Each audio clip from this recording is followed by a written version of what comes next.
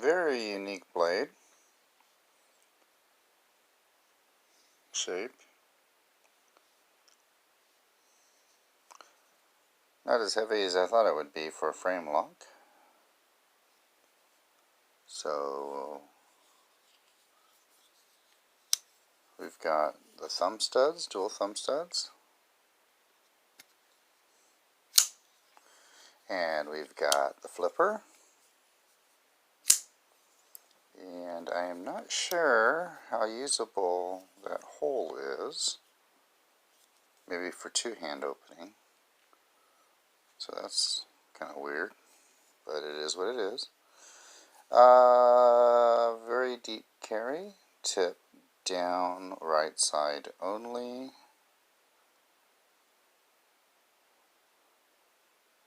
Centered blade. 4CR14. Was that the steel? Yes, 4CR14. So this is a great candidate for my EDC testing. Lanyard hole.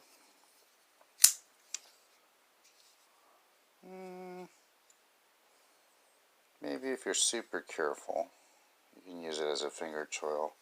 I'll just consider it a sharpening choil.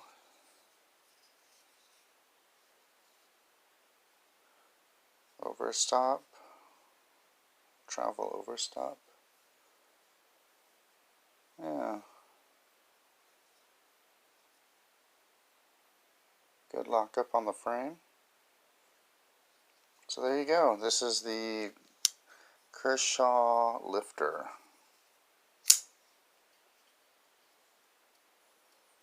A little sharp there, not painfully sharp.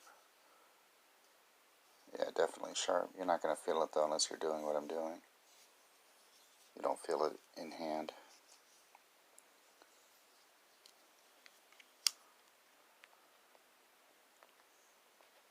One of the benefits of a pull-through ceramic sharpener is that recurves are not an issue. So,